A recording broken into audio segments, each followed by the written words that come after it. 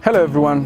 For the Kenyan education system, getting a mean grade of B is a massive result for anyone, leave alone someone who lives in Kibera, where infrastructure and access to basic necessities is always a problem.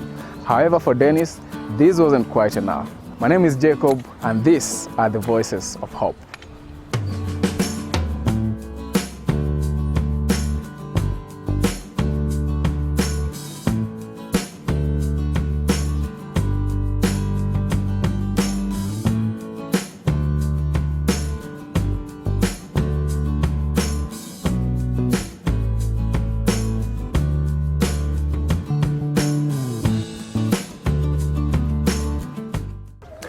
Welcome everyone. Today in the Voices of Hope, we host a very young, amazing, incredible young man who has lived in the slum, and his story is just one of the many stories that we have that we love to use as an example to inspire the many young people that we support.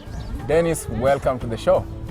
Thank you, Jack. Thank you, Jack. It's a pleasure being here. Introduce yourself to the amazing audience and tell them who you are.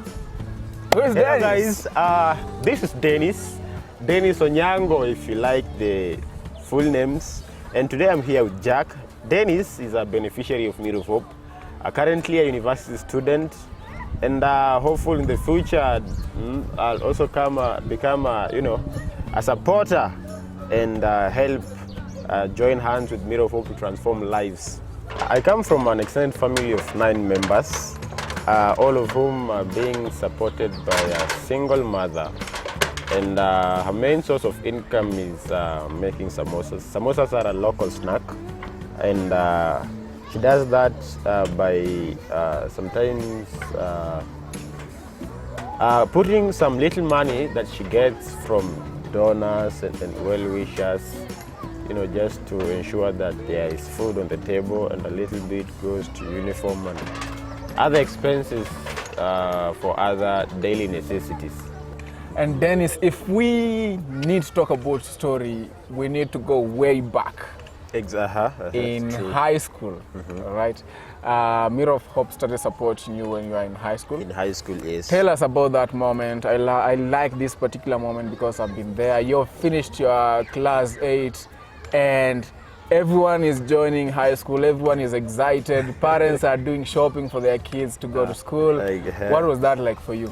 After class 8, usually, Jack, when the results are out, it finds different parents in different states. Some, of course, were well prepared, and some just like that. So in my case, I passed. And just as many parents in Kibera with no opportunities, my mother had really tried, but to no avail to the maybe required standard to just join school at once. So that meant I had to wait a little bit before joining school until a little bit of money for admission would be found, and of course other things like uniforms and books. But it never killed my hope. And then, just like a miracle, Mirror of Hope happened. Mirror of Hope happened. That's a whole new level. That's a new change. That's a new change. It's like shifting gears. Tell us about that moment. Someone comes into your life and tells you, you know what, we heard your story, we've seen how you live, and we would like to support you through high school. What was that like for you? I'd say, Jack, that was, that feeling, for instance, if you are a mother and you've been praying for a child for a very long time, and then just out of nowhere, God blesses you with twins. That sort of happiness is what I felt that day. Someone just, I didn't know the sponsor would volunteered, but just breaking of the news that someone has volunteered to pay for your, high school just melted my heart. Yeah. It got me wondering if there are people out there who would, just be that generous to, support someone, and it really touched my heart. So that really made me feel so good, and of course, it encouraged me. The fact that those guys decided to sponsor me through high school made me to promise myself that when I got there, I'd do my best so that when I come out with the results, at least it would make them proud. And I guess that's why, you know, the happiness we feel by the immense generosity from these people is what makes us feel like we owe the society a lot when we make it. Like we need to come back and inspire more people, help Mirror of Hope in achieving its goals. It gives us a sense of responsibility. That's, you know, if someone gave you this and you feel the happiness, you feel how much blessed you are to be given an education, to the point you feel you are entitled to come back and help someone else. And you know, growth is a subject of the ripple effect that this kind of actions has. It's true. Yeah. So 4 amazing years in high school. 4 amazing years, Jack. And 4 amazing years. You did your first KCSE in 2014. Yes. And you passed your exam. Tell us about that. What grade did you get? Well, when I first sat for my KCSE, Jack, you know, the pressure was there. And before then, I had hoped, you know, to pass with flying colors. Well, I passed. Of course, I passed. That is compared to the normal standards that, you know, the education system has placed there. I passed. Yeah, that was grade B. I got a whooping B. That's B like, place, that's 3 like points. What the most kids get, you know, in the country. That's just an amazing grade. It's true. Yeah. But with me, I didn't find it that much to my potential. I felt like somehow there's something missing. And you know, now referring back to the story of Mirror of Hope, you know, linking me up with someone who would support me, I felt like that wasn't enough, you know. Well, to them, maybe that was that good, but to me, I felt like this is not my real potential. You owed this person more. More. You could do better. I could do better. So I remember that day when the results came, my mother ran to me with a bread and a soda. And she was like, yeah, Dennis, congratulations. And I was like, oh, thank you. Yeah. Thank you. But I didn't take it that happily. I remember that day, that very day when the results came out, I ran back to Thomas.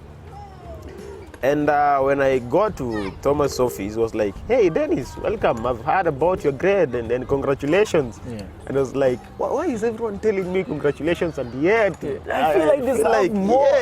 Yeah, don't you guys see? And it was like, you know, well, congratulations. Have a seat and tell me what's bothering you. Because you don't seem so happy. I'm expecting a better reaction. Yes. So I grabbed my chair, sat down, and the first thing was like, Thomas, I want to repeat. And I remember Thomas looked at me for five minutes and was like, what's happening? What's happening? I don't get it. You don't get it. I don't get it. None of us gets it. And he told me, okay, calm down, Dennis. Calm down. Tell me what's happening. And I told him, Thomas, the grade I got is not me. I really feel like I can do more. And just please, just give me a chance.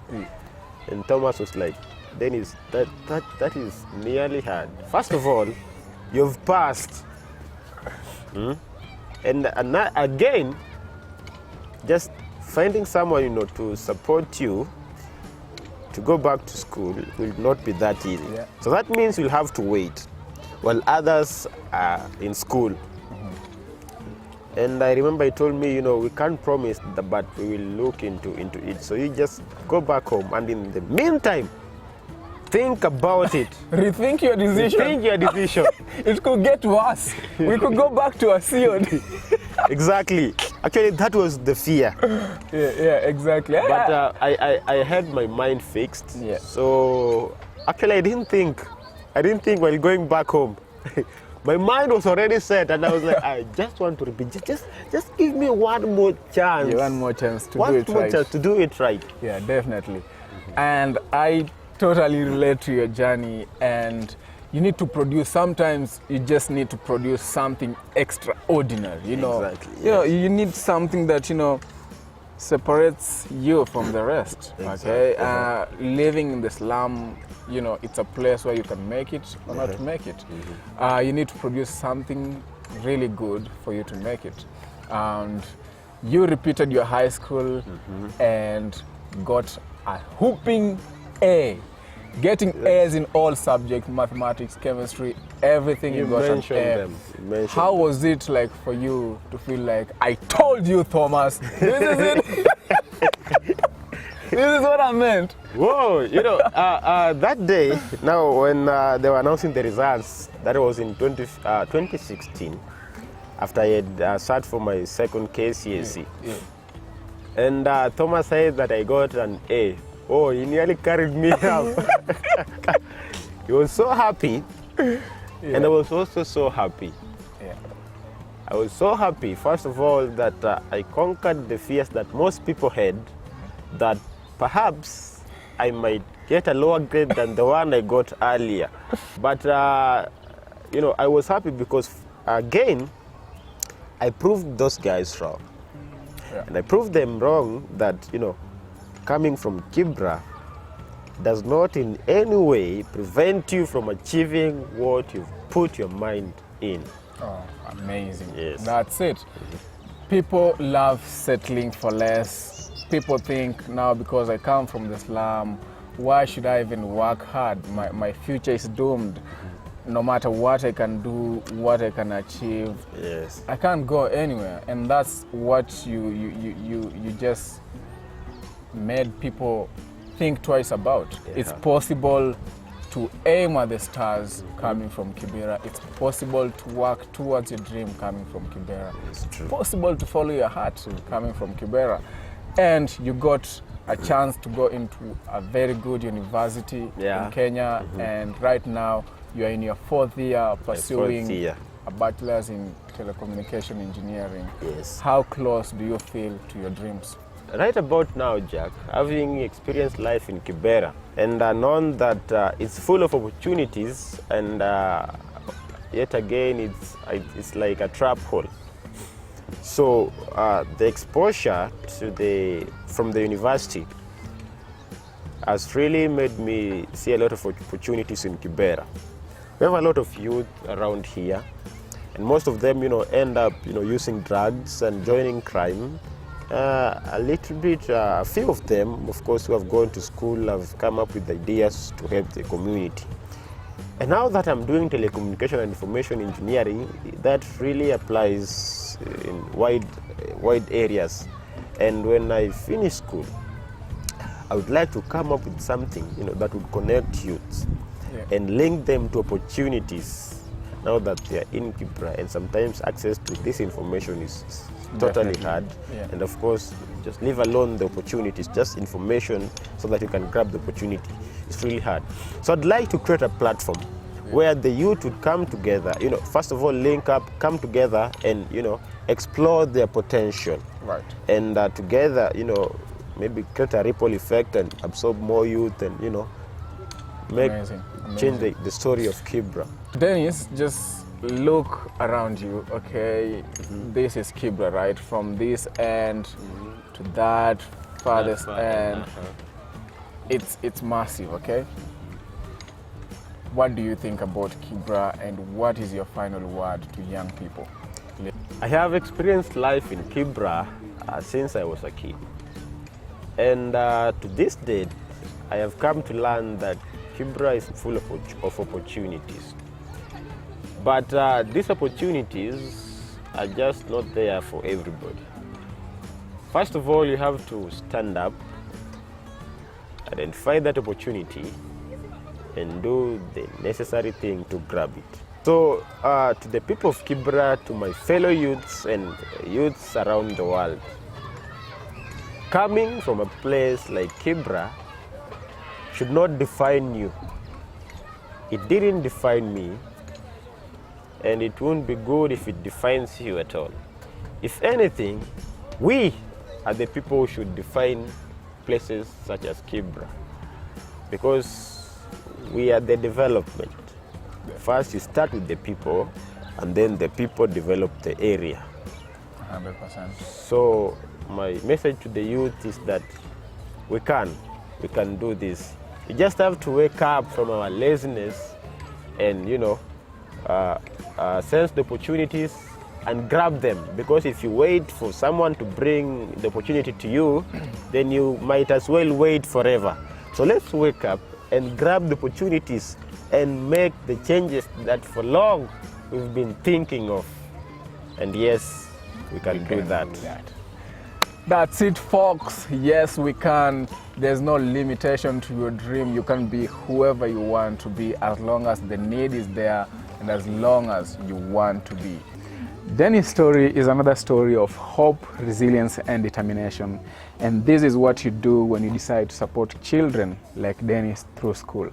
Thank you so much for giving them opportunities to dream and pursue their futures. Until next time, see you.